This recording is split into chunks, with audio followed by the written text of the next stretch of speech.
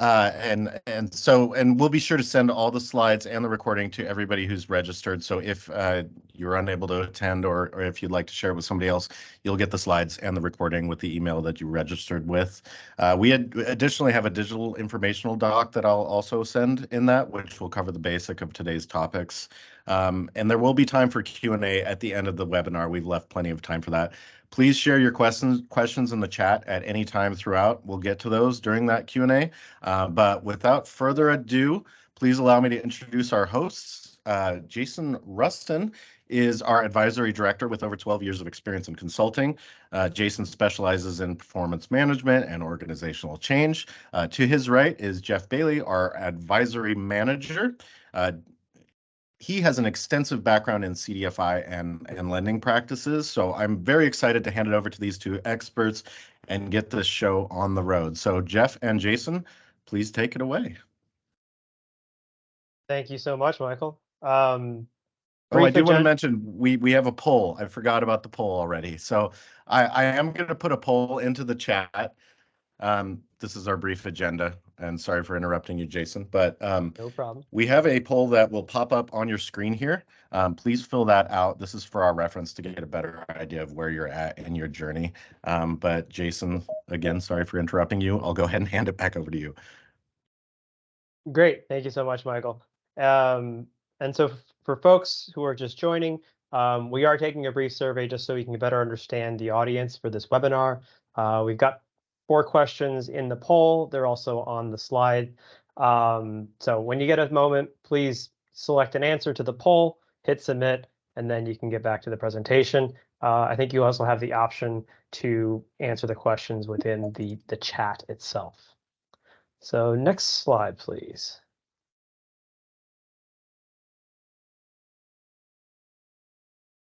Can I get the next slide, please? Thank you. Okay, so we're going to start off by going through the updated CDFI certification requirements. Just to open things out, wanted to give you all the bottom line up front. Here are the key takeaways that we found when we dug into the revised new certification application. So at a very, very high level, the CDFI is raising the bar for certification. They're making it more difficult to obtain certification as well as to retain it. These decisions were taken largely in order to protect the CDFI brand, though I also understand that their workload was ever increasing, so we cannot rule out the fact that the possibility that they might have taken some of these changes to help streamline the workload. When we looked through the final changes, we found that there was a lot of similarity to the preview of the new application that they released last fall, but they were responsive to many of the comments received from industry. And so what we see here is while the bar has been raised, they have introduced some flexibility within the application for applicants to explain some of the practices which, in the preview application, the CDFI had marked as prohibited. So a little bit of extra flexibility. Overall, we do see the possibility that the new requirements will make it more difficult for CDFIs to retain certification. And so there's a potential for the overall number of certified organizations in the industry to fall. That does bring with it, though, the potential for increased opportunities for those that stick with it. Last but not least, we do want to highlight for those organizations who do have a certification today, there is a requirement to reapply for certification under the new rules.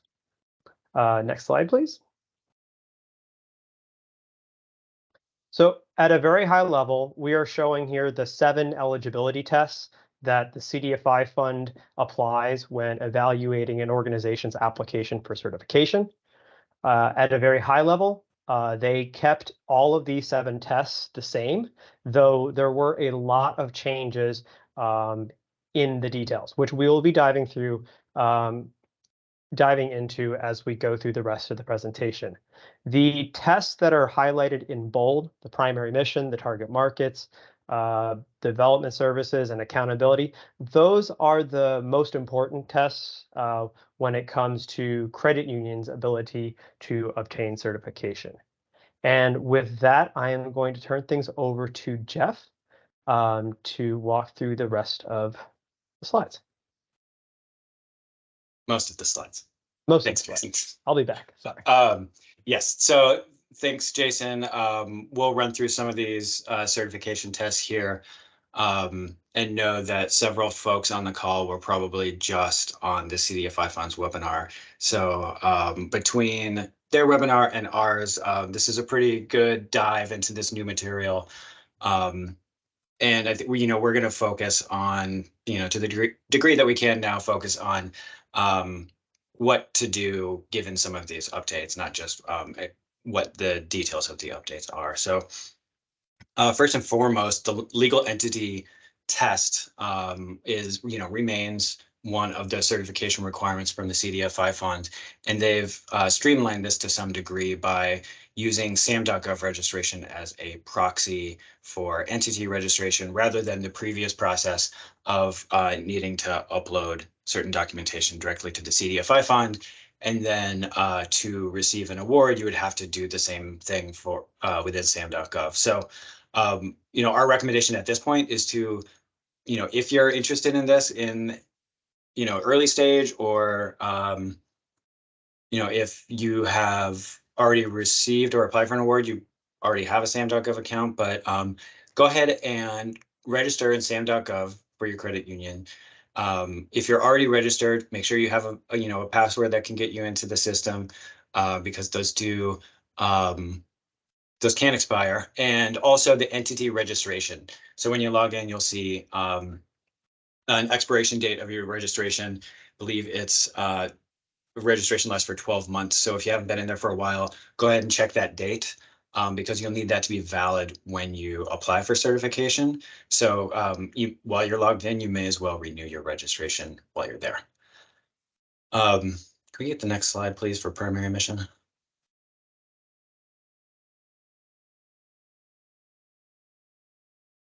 So this is a big change in the credit union space for CDFIs. Previously, the rules around primary mission was that low-income designation was sufficient to evidence a community development primary mission for an applicant seeking CDFI certification. It's no longer sufficient, and so CDFIs that were relying on this as a pathway for this test will need to likely make some updates to conform to some of the requirements from the CDFI fund. Those requirements are having a purposeful community development mission that promotes access to financial products and services for underserved populations and economically distressed communities. The CDFI fund is requiring that primary mission is in place 6 months before applying for certification. So thinking about the timeline, this is a step you can start to get the ball rolling now on making those potential updates to your mission, and having that in place so that you're 6 months ahead of when you target your certification application submission. So there's a couple of slides here related to primary mission. We'll go to the next one with another update. So in addition to that primary mission statement, a new requirement the CDFI fund has, which was in the previewed certification changes, is the need for a community development strategy to be submitted alongside a mission statement. The strategy evidences your community development mission, and this is a new requirement. The CDFI fund has been a little flexible in how they've put those requirements out there to as far as what needs to be submitted in this case. We would advise thinking of this, if you don't have a strategic plan in place that speaks to your community development mission and your goals and objectives related to community development, we would advise thinking of a 2-page document. So, we don't have to go over the top for this, but a document that articulates how you reach underserved populations, how your products and services benefit those communities, how you plan, and what the goals and objectives are around serving these communities with your products. One of the terms that was mentioned in a conference a couple of years ago when the CDFI Fund first previewed these changes was they're looking for the theory of change here. And it's really, how does your credit union make a positive impact in the community in a clear manner? That's really what they're looking for here in the strategic plan. Can I have the next slide, please?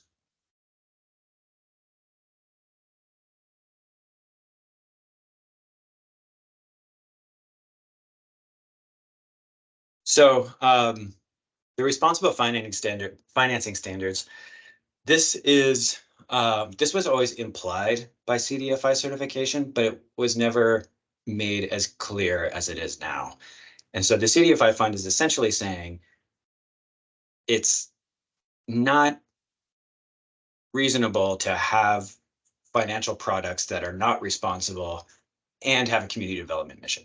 And so in order to ensure that the CDFI Fund is asking for several details that speak to the bright lines that they have outlined for financing practices that are not responsible in their minds. And they've defined that with a lot of clarity. So just for an example of a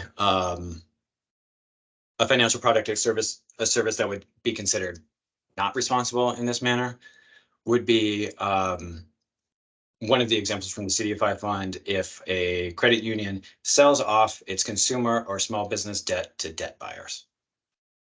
Another example is if a consumer loan has an APR in excess of 36% and the loans have an annual default rate over 5%. So in these instances, the CDFI Fund says that this is not considered to be responsible, and therefore one would not be eligible to receive certification. So the application provides examples relative to these practices.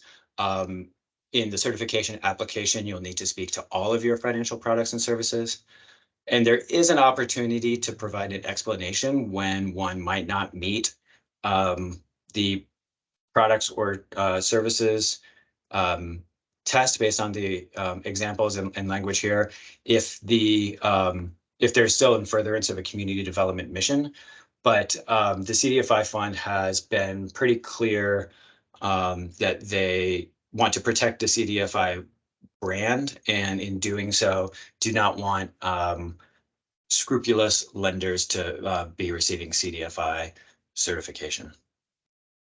So there's a lot of details here. We would recommend reviewing your products and services relative to the responsible financing standards listed by the CDFI Fund to see to what degree your products conform to those requirements and consider any potential changes in order to meet those requirements.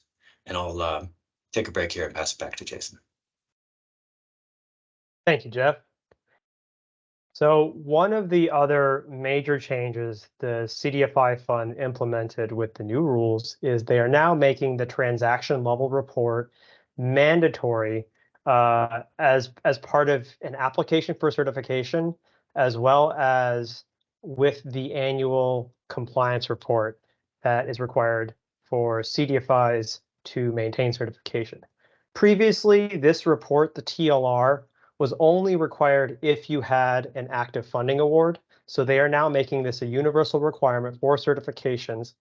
They have provided a slightly abbreviated form, which they're calling the abbreviated TLR, that certification applicants and certified CDFIs who do not have a funding award can use for their ACR. However, this is a pretty major new requirement that will add to the effort required to obtain certification. So what this means is when you apply for certification, you will now have to provide the CDFI Fund transaction level data to support so that the CDFI Fund themselves can determine that you have met the 60% minimum threshold for the number and dollar amount of loans that you've issued to qualified borrowers. We'll touch on qualified borrowers a little bit more in the next section, but this is a major change. Previously, the CDFI fund required applicants to simply attest that they met this requirement. Now they are requiring that you actually demonstrate that by providing loan level information for all of your borrowers for all loans issued over the course of the organization's most recently completed fiscal year. There is an extensive amount of detail the CDFI fund is requesting for each loan. At last count, when we looked through the abbreviated TLR form, we counted 27 individual data points per loan. So certainly a lot of extra information. And what we would recommend, organizations who are either certified or considering obtaining certification, we'd encourage them to review the abbreviated TLR guidance, look through those required data elements, and examine your internal reporting processes and systems so that you can make any adjustments to help streamline the reporting requirement when you get ready to apply. And with that, I think we're going to go on to the next section, and I'll hand it back over to Jeff to dive into the updated target market requirements. And you can go to the next slide, Michael. Thank you. Thanks, Jason.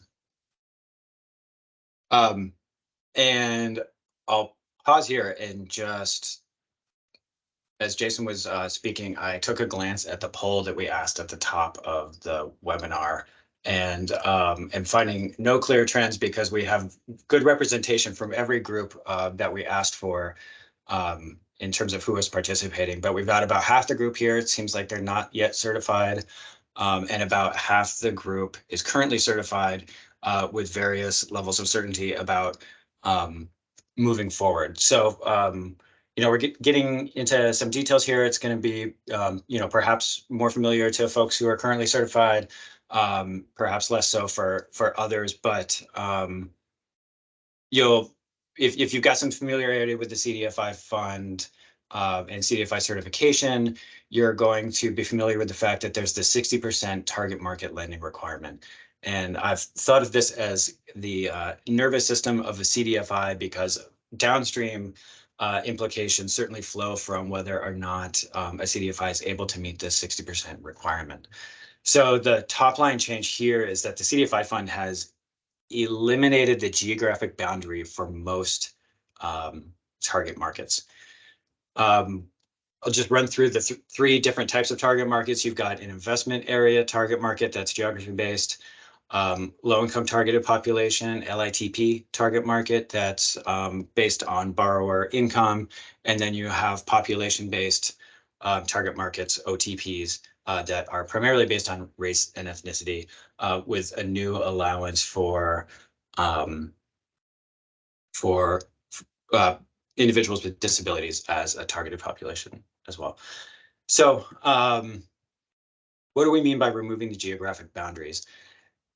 In the previous requirements, you had to have a geographic boundary in addition to the population that you served. So thinking of this second bullet point here with a low-income targeted population, you would have had to submit an application that said something like low-income individuals in Philadelphia County are the stated target market. And then the question is, are you directing 60% of your lending toward that target market?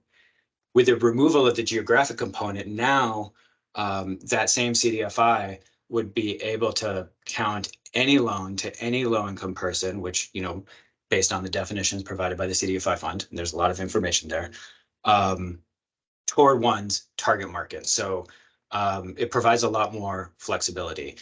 There's, as far as, so most credit unions, you're going to have a geographic-based investment area target market, potentially a low-income targeted population target market as well.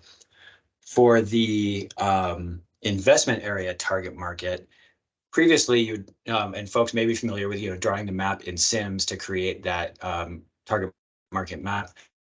Now will just be any qualified census tract would be considered part of an investment area target market, no matter where it is situated. So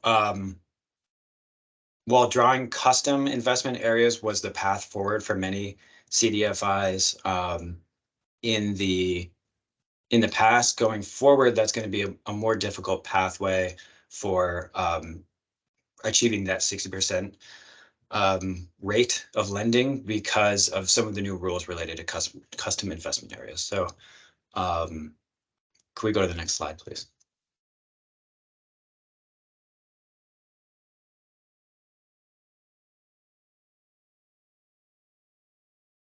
So this is possibly the most in the weeds that we get with these new rules here, but wanted to call it out because this is a big change for the credit union CDFI space. Like I said, most of you all who are certified have a custom investment area. And the new requirement is that 85% of your loans are going to be required to be to qualified census tracts under the new guidelines. And so the question would be for your lending historically, if you're a CDFI, you're doing 60% to your target market, but to what degree are those loans to qualified census tracts themselves? And so to illustrate how different this might be, let's look at a scenario where you have an investment area of 4 census tracts. And the 4 census tracts in the red columns where this scenario would be allowable under the old rules, where you could have the predominance of your lending to one census tract that was not qualified. However, because you had a target market that included that unqualified census tract, that would be an allowable path forward. In the green columns under the new rules, if you were to want to include that census tract that was not qualified, you would have to have nearly $300,000 in lending to the qualified tracts in order to reduce that $50,000 down to be only 15% of your target market lending. So essentially, they've really tightened the rules around how to include lending to non-qualified tracts. And so based on this, it's going to be, there's going to be 2 sets of analyses that are going to have to be conducted.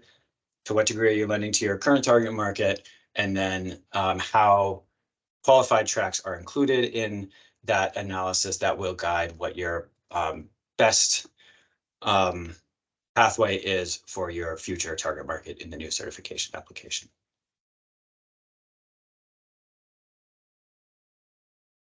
So was in the weeds on that one. Happy to answer questions at the end of this call related to any of these, but going to move forward here to the next slide. So the CDFI fund provided a lot of information that is very helpful and clarifying in terms of the methodologies that are allowed when assessing a loan to be within a target market. So for investment area census tracts, the borrower, so we're keeping these in a fairly simplified scenario here, but this is the kind of likeliest way in which these target market tests will be met. For investment area tracts, it will be with the borrower residing or doing business in a qualified census tract. For LITP, the test is the family income adjusted for family size 80% or less than the area benchmark, which could be local or state, depending on the geography. And then for OTP target markets, the opportunity for self-reporting remains and is probably the most likely pathway to assessing OTP verification. So, the CDFI fund presented these methodologies prior to the last comment period, received a lot of feedback, did make some updates, but they did provide the opportunity to request an alternative method of target market verification before submitting for certification. That needs to be sent to the CDFI fund and officially approved. we would suggest that that is typically not going to be a primary strategy for a certification application, just because they've gone through, the comment period with the methodologies that they put forward. So we think that they feel confident about them, but there is an opportunity to have a new approach if the stated approaches are not proving to be sufficient. But again, that's going to be an uphill battle for most folks. And here I'll pass it back over to Jason for a discussion around target market accountability. Great, thank you, Jeff. So this is another area where there are some changes that are going to impact credit unions who are certified CDFIs. So under the old rules, a credit union would be able to establish what they called automatic accountability to their target markets, as long as they could show that at least 50% of their membership, so a majority of their membership, belong to their target markets, just by virtue of having a democratically elected board of directors. That option is no longer on the table. And so credit unions, like all other entity types, will need to establish target market accountability through their governing board or through an advisory board. The rules for governing board accountability are a little bit stricter than previously. So overall, you must have at least one governing board member accountable to each of your proposed target markets. So as Jeff mentioned, a credit union or an applicant can have multiple target markets. So you need to have at least one governing board member who can count as part of each of those markets. For example, if your target market consists of investment area qualified census tracts, then you would need to be able to show at least one of your board members is a resident of a qualified census tract, or works for an organization that serves low-income individuals in that census tract. Overall, you need to show that at least 33% or 1/3 of your governing board is accountable to the overall collective set of target markets. This is a requirement that we know that some organizations are going to struggle to meet. And luckily, however, the CDFI has preserved the option to use an advisory board to establish accountability to your target market. So we do think for most credit unions, take a look at your governing board composition, assess it relative to your target markets. And, if you are thinking about certification and the governing board is not sufficient, I would start working on setting up an advisory board composed of individuals who would provide that representation. And I think with that, I'm going to hand it back to Jeff to discuss the next steps for organizations considering seeking certification. Thanks, Jason. We can go to the next slide with some key dates here for pursuing certification. So a couple of different timelines are woven into this table. First, we've got last week when the new certification guidelines were made available. For those who are not currently certified, you're able to apply for certification now under the new guidelines. We suspect there's a lot of ducks to get into row before that's going to be reasonable. So just know that there isn't necessarily a deadline that you're waiting for those that have not yet applied. We call out January here as a key moment in the timeline, because that's when you're going to be able to go back and review your lending from 2023. When you submit and this is primarily for folks that have the 12/31 fiscal year end, but your certification application is going to be based on the lending activity that you conducted in your most recently completed fiscal year.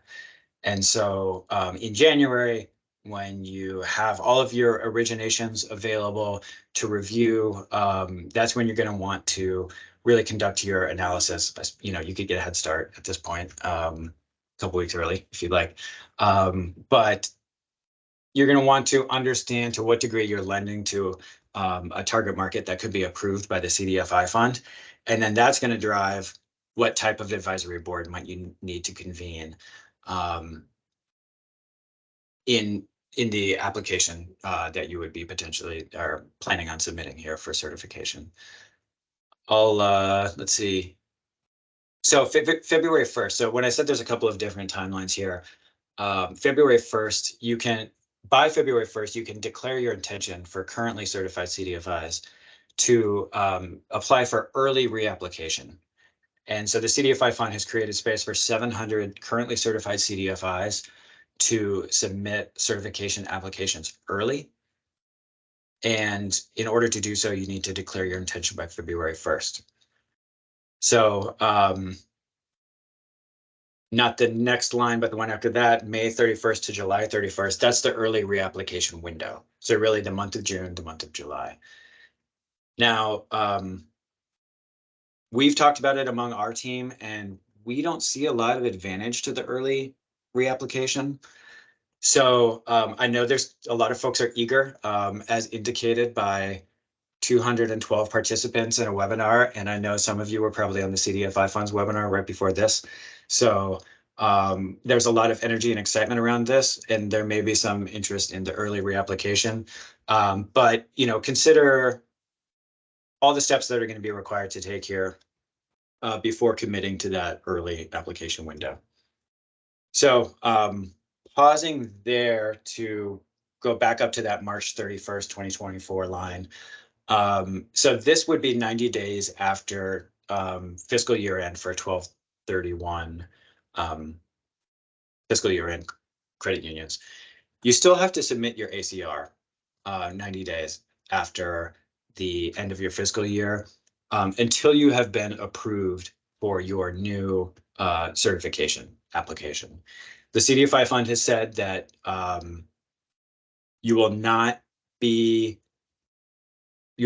your certification for not meeting the requirements when submitting the ACR. They said you'll not enter a cure period if you don't meet the requirements when submitting this ACR, but you can lose certification if you don't submit it. So continue to plan on submitting ACRs, you know, going forward until you receive a determination on your new certification application. So jumping then down, we talked about the reapplication window, May 31st to July 31st, August 1st to December 20th. That is the reapplication window for those that aren't applying early. So that's going to be in, you know, Q3, Q4. That's when most folks are going to be applying. Now, if you did apply early, October 31st is the deadline by which you would receive that early application determination. We've got March 31st highlighted here because a lot of folks may not receive, you know, consider the scenario where you apply for certification on December 19th, 2024. You're unlikely to receive your determination by then. So you're going to need to continue to submit ACRs. And that's going to be March 31st, 2025, because you have not yet received your certification under the new guidelines. And then the CDFI Fund has documented that December 20th, 2025 is the date by which all certification applications that occur in the August 1st to December 20th window will occur. And again, that is for currently certified CDFIs that apply within that window. For the folks on the call that are not currently certified, much of these timelines here are not directly relevant to your plans, but you may prepare and submit the application when you're ready and when you're willing and able. So taking that forward, let's go to the next slide, please, and talk about sort of a roadmap. And I think these are the steps that are going to need to take place here, pivoting that timeline to think about processes. So the next steps, you know, we mentioned analyzing compliance. That's really looking at all the new requirements that have been published. How does your organization compare to those guidelines, and what do you need to do in order to conform to those requirements given any changes that might need to take place. So that's really this first box here. The purple box, we have it a different color because this step is going to be unique to those who are already certified. So continue to operate as usual as you prepare your certification application and await for a determination. The CDFI fund is going to, you're going to need to report on awards that you've received. You're going to need to recertify.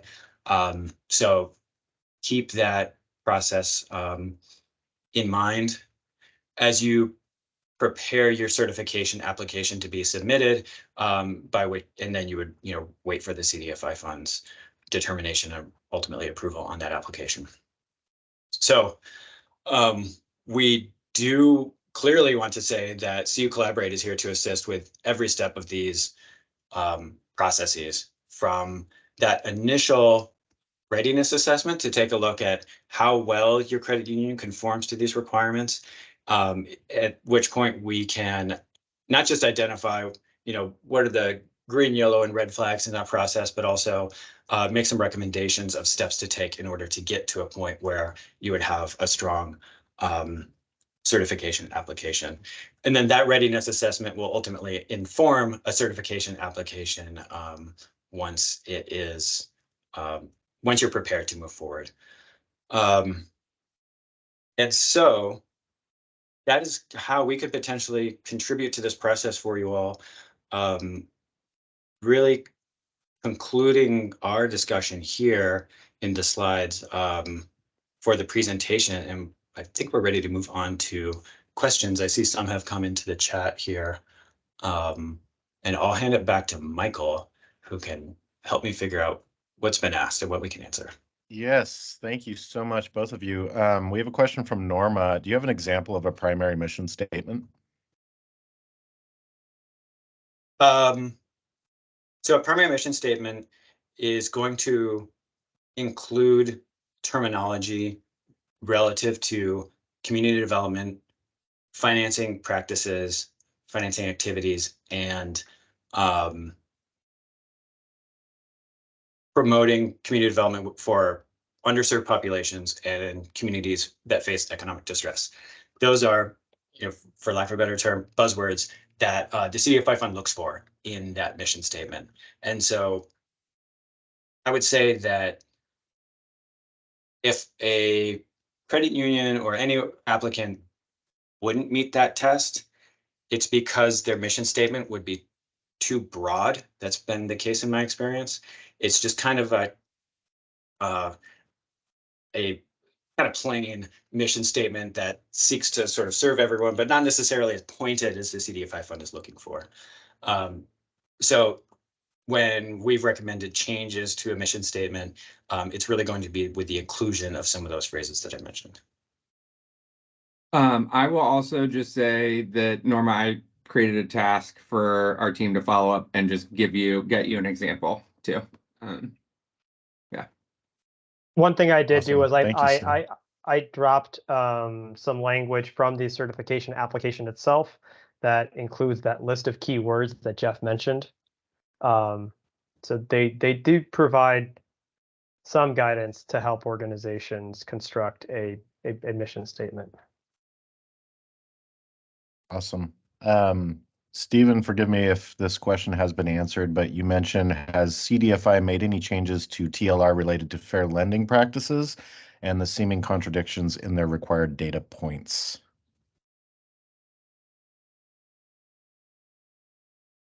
Well, I know this is a big topic of conversation. The CDFI fund has not provided guidance in terms of how folks ought to be navigating that. One thing to keep in mind is that the certification application is meant to be completed by folks who don't have the Fair Lending Act requirement, as well as those who do. And so there are going to be some instances in which fields are going to be within, the TLR, for example, is going to be more applicable to your particular circumstance, and others where they will be less applicable. I know everyone is trying to navigate some of these questions where there's conflicting guidance in terms of what data to collect, what data that others are saying that you shouldn't collect. To this point, the CDFI fund has also provided an option where information is simply not available.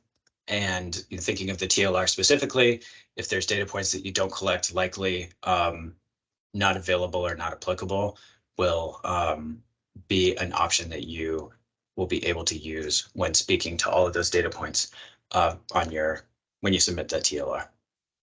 And if I could elaborate a little bit here, some of this depends on the type of target market that you serve.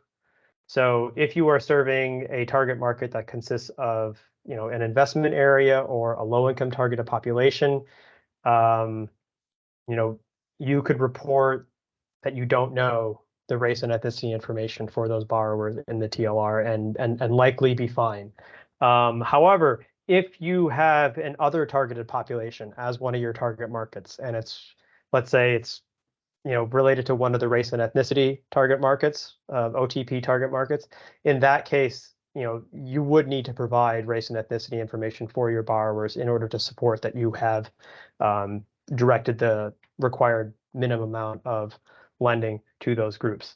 I think it's also important to keep in mind here that the CDFI is not, in asking institutions to collect this information, it's a little bit different than them specifically saying that you should use that information to make lending decisions. It's not the same thing. So I'll leave it at that.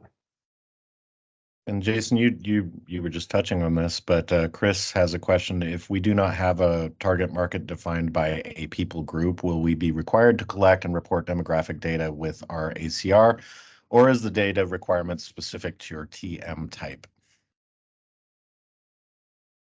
That's a good question. There isn't a requirement to collect that data unless you have that a population-based an OTP target market. For folks in the room who are certified and received an ERP award, the guidance on that is a little bit different because of the language in the assistance agreement around collecting that data and using those loans toward ERP performance goals. But for CDFIs that do not have an OTP target market, that don't have an ERP award, there's not a reason that you would have to collect that data. Thank you, Jeff. Andrew has a question. Does this mean that currently certified CDFIs still need to file an ACR as normal during Q1? Yes. Easy enough. Kate has a question. Will the certification application cover lending in 2024, or is the new certification only covering lending for FYE 12/31/2023? The guidance states that the certification application will be based on the most recently completed fiscal year. So we would expect that for 12/31 fiscal year end clients, that would be 2023 data. Just talking through some scenarios, if lending were not to be sufficient in 2023 for a certification application, we would then be looking potentially at 2024 fiscal year end data before a certification application can be submitted. This is a slight change from the previous rules where they allowed, or not allowed, they required both the most recently completed fiscal year worth of data as well as your current fiscal year to date. So they're actually asking for less data, but it might space out the time within which you'd be able to comply. Herman, I see your question in here about pricing. We will have somebody reach out to you on that, so keep an eye out for an email. Alan has a question. For those CUs who are already certified and are under current awards, will the TLR be due at the same time the ACR is due, or will we still be governed by the award assistance agreement timelines? Who asked that question, Michael? I want to look for it in the chat here. Alan, it's third from the bottom in the chat. Okay.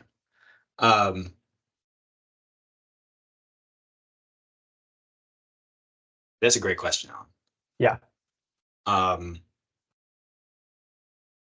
So under the new guidelines, once CDFI becomes certified, the ACR will be aligned with the TLR timeline. So that means 6 months after fiscal year end. The current requirement is 3 months after your fiscal year end. So the TLRs, Alan, if you have a 12/31 fiscal year end, I believe that you would need to submit the ACR at 3/31 and need to submit your TLR at 6/30 in the manner in which you have been until you are certified again or certified under the new revised application, at which point that timeline is switched to the ACR being due with the TLR. Yes, exactly. 6 months after. Thank you. And if you, in order to check for certain, what I would encourage you to do would be to log into Amos, and there is a reporting schedule available within Amos where you can check all of the deadlines, and I would go by those deadlines. If there's still an open question at that point, I would recommend submitting a service request to the CDFI through Amos to get them to weigh in. And Alan, your follow-up here about your assistance agreement, corroborating what we mentioned. First, glad to see that. And second, I would say continue to follow the guidance on your assistance agreement. Those are still valid agreements.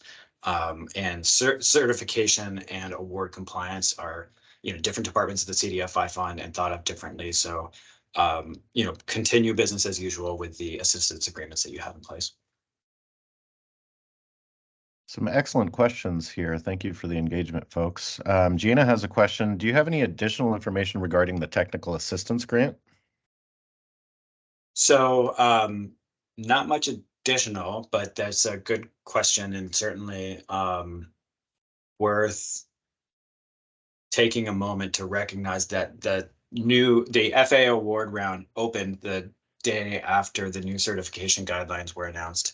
So we'll mention here that the FA and TA award round is open. And so we know that there's a lot of interest in this round because it's a combined funding round compared to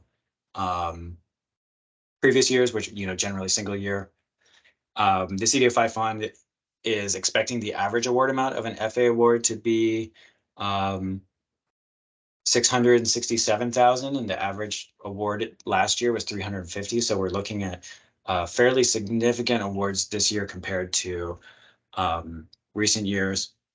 Thinking about the way that this certification process and FA relate to one another, as Jason mentioned, the bar has been raised for certification. It's going to mean that fewer organizations are going to be able to obtain certification, which theoretically will reduce the number of FA applicants in the coming years. And that's, for those that are going to be able to maintain certification, that's potentially good news because you're looking at a less competitive award round and higher dollar amounts potentially for the awards that you would receive. So for those that can make it, it's a really great opportunity, going to continue to be a part of the capital strategy that you'll have in place. Related to the TA award specifically, we don't have much to offer beyond what has been published. The application deadline is going to be, is it February 20th, I believe? 15th? 15th? Yes, that's right. The 20th is the certification date.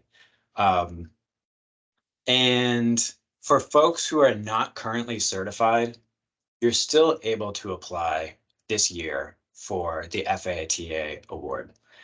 Now, you can apply for, this is a one-time thing from the CDFI fund. You can apply for the FA award by February 15th, as long as you submit your certification application concurrently. CDFI funds recognizing that with the blackout period over the last year, that folks who would have pursued certification ahead of this year's FA round were not able to do so.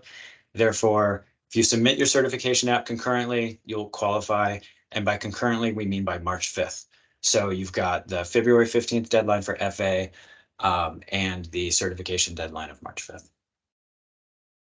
Awesome. Thanks, Jeff. Kate has a follow-up question. Can the recertification look at the 3-year period or only at the preceding complete fiscal year? Only the preceding fiscal year. So the 3-year period is an average of target market lending over the most recent 3 years, but that is only for folks who have already been certified under the new guidelines and who have submitted to ACRs under the new guidelines. So it's going to be a little while until that 3-year rolling average is going to be applicable. That if there's like 1 year where you're at 59 and other years you're at 79%, the CDFI fund wants to let folks have like smooth out that bumpiness and not have to submit a target market modification just because 1 year happens to dip below that 60% line. But it's a good call out that will be an opportunity in the future for folks when they're submitting ACRs. Thank you. A couple more questions and we'll wrap up here. Do purchase loans originated by out-of-market CDFI CUs count toward the purchasing CU's 60% requirements?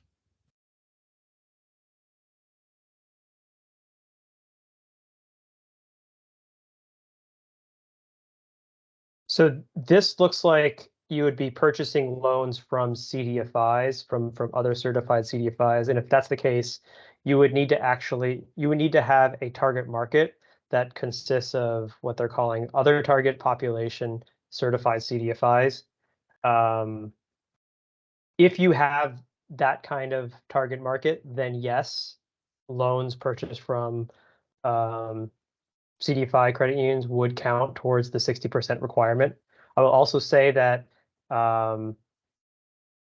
loans purchased from non-certified entities will count towards the 60% requirement without needing to have an other targeted population target market. So if the underlying loans in the purchase bundle are held by borrowers in investment area qualified census tracts, then those loans could count towards your target market lending if that, if your target market consists of an investment area. And I can't help but jump in here and say that we have partnered with, I think, at least one loan participation network already to allow credit unions to build loan pools based on CDFI target markets. So if that is a thing you are looking to do, we can help facilitate that. Also, I will say for anyone who has received the ESIP capital, we can also help set up arrangements where you can be the originator yourself of loans that fall within qualified lending or deep impact lending. And the same thing's true for CDFI and actually also low income designation. So we can help you work with forward flow arrangements that the borrowers meet qualified target populations for different programs too. Sorry, had to jump in there. Thanks, Sam.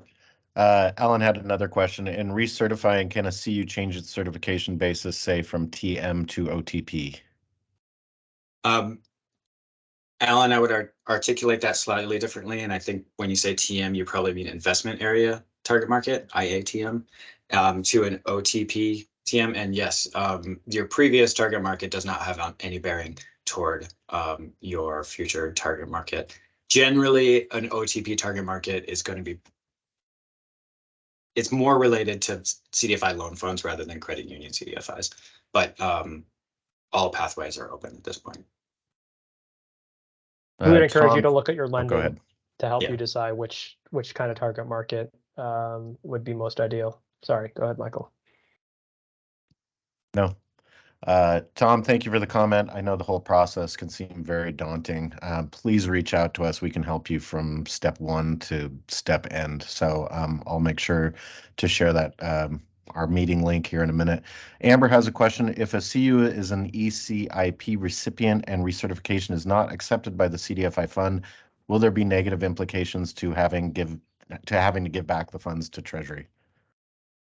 Is a great question, Amber. The CDFI fund or Treasury has not provided formal guidance on this, as far as I understand. However, I have heard, and this is from a relationship that I had with an ESIP recipient previously, that if one were to lose certification through no fault of their own, because the CDFI fund moves the goalpost rather than not continuing to meet certification requirements, that there would be some flexibility in that scenario from Treasury. But you're right, there is that 10-year requirement to maintain certification, and it certainly would be a